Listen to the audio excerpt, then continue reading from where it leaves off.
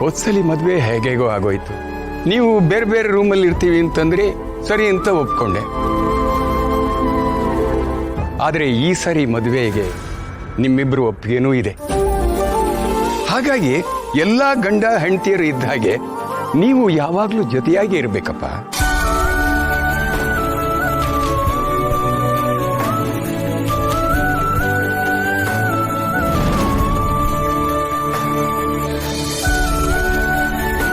ಆಯ್ತಲ್ಲ, ಡ್ಯಾಡಿನೇ ಹೇಳಾಯ್ತು, ಇನ್ನು ನೀವು ಅವ್ರ ಮಾತು ಕೇಳಲೇಬೇಕು. ಫಸ್ಟ್ ನೈಟ್ ನಡೆಯುತ್ತೆ ಅಂದ್ರೆ ನಡೆಯುತ್ತೆ. ಅದಕ್ಕೆ ನೀವ್ ಈ ತರ ನಾರ್ಮಲ್ ಸೀರೆ ಹುಟ್ಕೊಳ್ಳೋ ಹಾಗೆ ಇಲ್ಲ. ಬನ್ನಿ ನನ್ನ ಜೊತೆ, ನಾನು ನಿಮ್ಮನ್ನ ರೆಡಿ ಮಾಡ್ತೀನಿ. ಶಾನ್ವಿ, ನನ್ನ ಮಾತು ಕೇಳು.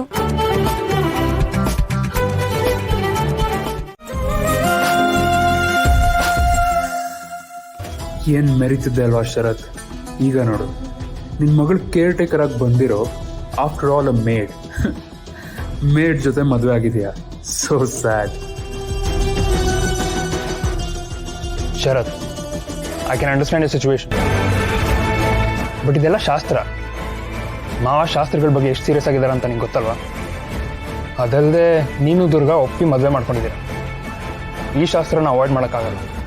ಐ ನೋ ತರುಣ್, ಬಟ್ ಮರುಮಂಗಲ್ಯ ಅಷ್ಟೇ ಇಂಪಾರ್ಟೆಂಟ್ ಆಗಿತ್ತು. ಆದರೆ ಇದ್ರ ನೆಸಿಟಿ ಏನಿತ್ತು ನನಗೊಂದು ಅರ್ಥನೇ. ಎಲ್ಲ ಶರತ್, ಇದೂ ಇಂಪಾರ್ಟೆಂಟೇ.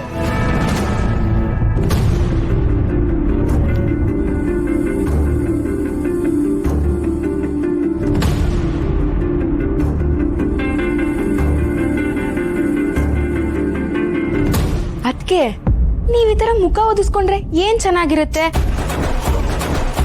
ಇವತ್ತು ನಿಮ್ರದ್ದು ಫಸ್ಟ್ ನೈಟ್, ಸ್ವಲ್ಪ ನಾಚ್ಕೊಳ್ಳಿ. ಅಣ್ಣ, ಇವತ್ತು ದುರ್ಗಾ ಅದಕ್ಕೆ ನಾಚ್ಕೊಳ್ಳೋ ಹಾಗೆ ಮಾಡೋ ರೆಸ್ಪಾನ್ಸಿಬಿಲಿಟಿ ನಿಂದೆ. ವಾಟ್?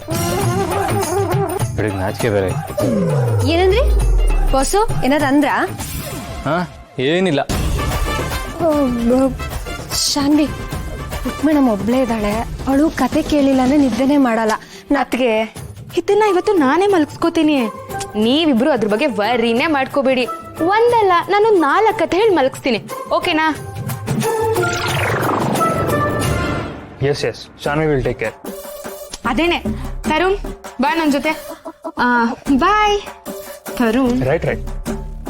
ಶಾನ್ವಿ,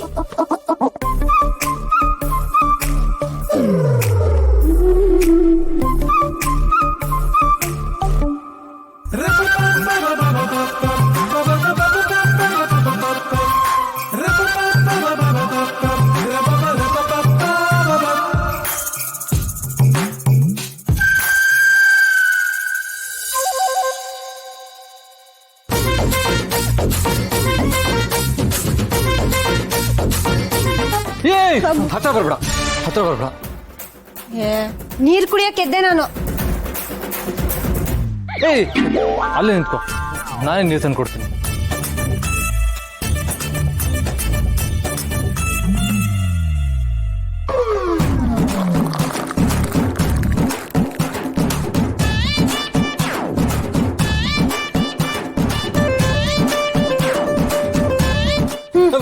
ಒಂದು ನಿಮಿಷ.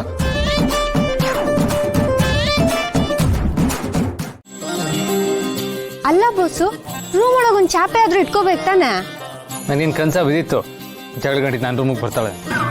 ಏನಂದ್ರಿ ಬಾಸು? ಅತಿ ಆಯ್ತು ನಿಮ್ದು. ಅಲ್ಲ ಬಾಸು, ಶಾನ್ವಿ ಹತ್ರ ನಾವಿಬ್ರು ಒಂದೇ ರೂಮಲ್ಲಿ ಇರೋದಕ್ಕಾಗಲ್ಲ ಅಂತ ಹೇಳ್ಬೇಕು ತಾನೆ? ನೀನೇನ್ ಮಾಡ್ತಾ ಇದ್ದೆ? ನೀನು ಹೇಳ್ಬೋದಾಗಿತ್ತಾನೆ. ನನಗೇನ್ ಗೊತ್ತಿತ್ತು ಶಾನ್ವಿ ನನ್ನ ಕರ್ಕೊಂಬಂದ ತಕ್ಷಣ ಕಾಯ್ತಿದ್ದವ್ರ ತರ ಒಳಗ್ ಸೇರ್ಸ್ಕೋತೀರಾ ಅಂತ. ನಾನ್ ನೀವೇನೋ ನೆಪ ಹೇಳಿ ನನ್ನನ್ನ ರೂಮಿಂದ ಆಚೆ ಕಳಿಸ್ತೀರಾ ಅಂತ ಭರವಸೆ ಇಟ್ಕೊಂಡಿದ್ನಪ್ಪ. ದುರ್ಗಾ, ನಿಂದು ಅತ್ತಿ ಆಯ್ತು. ನೀನ್ ಬರ್ತೀಯ ಅಂತ ನಾನು ಕಾಯ್ಕೊಂಡಿರ್ತೀನ. ಇನ್ನೇನ್ ಮತ್ತೆ, ನಾನೇ ಎಷ್ಟು ಪರವಾಗಿಲ್ಲ, ಪುಟ್ ಮೇಡಮ್ ನಿದ್ದೆ ಮಾಡ್ಬೇಕು, ಕತೆ ಹೇಳ್ಬೇಕು ಅಂತ ಏನೋ ನೆಪ ಹೇಳಿ ಹೋಗಕ್ ನೋಡ್ದೆ. ಆದ್ರೆ ನೀವು ಸುಮ್ನೆ ನಿಂತ್ಕೊಂಡಿದ್ರಿ. ಹಲೋ, ಅವರು ಡಿಸೈಡ್ ಆಗೇ ಬಂದಿದ್ರು. ಆಗ ಬಂದ್ಮೇಲೆ ಅವ್ರು ಸುಮ್ಮನೆ ಇರ್ತಾರ? ರೂಮಲ್ಲಿ ಸೋಫಾನೋ ಚಾಪೆನೋ ಏನೋ ಇರುತ್ತೆ, ಹೇಗೋ ಮ್ಯಾನೇಜ್ ಮಾಡ್ಬೋದು ಅಂತ ಅನ್ಕೊಂಡಿದ್ದೆ. ನನ್ಗೇನ್ ಗೊತ್ತಿತ್ತು ಈ ತರ ಮಾಡ್ತಾರೆ ಅಂತ.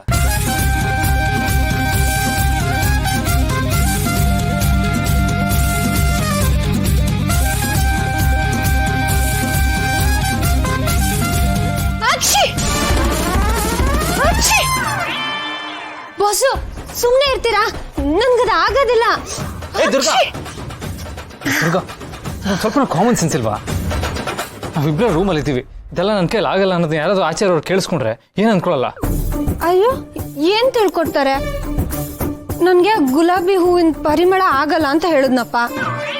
ಹಾ ದೇವ್ರೇ, ಇವ್ರು ಬರೀ ಜಗಳ ಗಂಟಿ ಒಟ್ಕೂಟೇಶ್ವರಿ ಅನ್ಕೊಂಡಿದ್ದೆ, ಪೆದ್ದಮ್ಮ ಅಂತ ಗೊತ್ತಿರ್ಲಿಲ್ಲ. ಬಾಸು, ಸ್ವಲ್ಪ ದಯವಿಟ್ಟು ಸುಮ್ಮನೆ ಇರ್ತೀರಾ? ನಾವು ಮೊದಲೇ ಈ ರೂಮಲ್ಲಿ ಉಸಿರು ಕಟ್ಟದಂಗೆ ಆಗ್ತಿದೆ, ನೀವು ಬೇರೆ. ನನಗೂ ಹಂಗೆ ಆಗ್ತಾ ಇದೆ. ಈ ರೂಮಲ್ಲಿ ಇದ್ದೀನಿ ಅಂತಲ್ಲ, ನೀ ನನ್ನ ಪಕ್ಕ ಇದೆಯಲ್ಲ ಅದಕ್ಕೆ ಡಿಸ್ಕಸ್ಟ್. ಬಾಸು, ಸುಮ್ಮನೆ ಎಲ್ಲದಕ್ಕೂ ನನ್ನನ್ನೇ ಅನ್ಬೇಡಿ. ಇಷ್ಟೆಲ್ಲ ಆಗೋದಕ್ಕೆ ಕಾರಣನೇ ನೀವು. ಇನ್ನೇನ್ ಮತ್ತೆ, ಈ ರೂಮ್ ಇಷ್ಟ ಅಲಂಕಾರ ಆಗುವಾಗ ಶಾನ್ವಿ ನನ್ನ ರೂಮ್ ಕರ್ಕೊಂಡ್ ಬರುವಾಗ ಅವಾಗ ಅದೇನೋ ಅಂದ್ರಲ್ಲ ಡಸ್ಟಿಂಗು. ಹಲೋ, ಅದು ಡಸ್ಟಿಂಗ್ ಅಲ್ಲ, ಡಿಸ್ಗಸ್ಟಿಂಗ್. ಅದೇ ಡಿಸ್ಗಸ್ಟಿಂಗು. ಅದಾಗಿರ್ಲಿಲ್ವಾ ನಿಮ್ಗೆ? ಇವಾಗ ಮಾತ್ರ ಒಂದೊಂದೇ ಹೆಂಗೆ ಹೇಳ್ತಿದ್ದೀರಾ? ಇವಾಗ ಸ್ವಲ್ಪ ಬಾಯಿ ಮುಚ್ಕೊಂಡಿರ್ತೀಯ, ನಿನ್ ಕೈ ಮುಗಿದು ಕೇಳ್ಕೊಂತೀನಿ, ಮುಂದೆ ಏನ್ ಮಾಡೋದಂತ ಹೇಳು. ಚಾಪೇನೂ ಇಲ್ಲ, ಸೋಫಾನೂ ಇಲ್ಲ, ಇನ್ನು ಮಂಚದ ಮೇಲೆ ನಿನ್ ಜೊತೆ ನೋನೋ, ಮುಂದೆ ಏನ್ ಮಾಡೋದು ಹೇಳು. ಅದಕ್ಕೆ ಹೇಳೋದು, ಬುದ್ಧಿ ಉಪಯೋಗಿಸ್ಬೇಕು ಅಂತ ಬಂದಾಗ ಹೆಂಗಸ್ರೇ ಬೇಕು ಅಂತ. ಇರಿ, ಯೋಚನೆ ಮಾಡ್ತೀನಿ. ಈ ಬಿಲ್ಡಪ್ಗೆ ಏನು ಕಮ್ಮಿ ಇಲ್ಲ.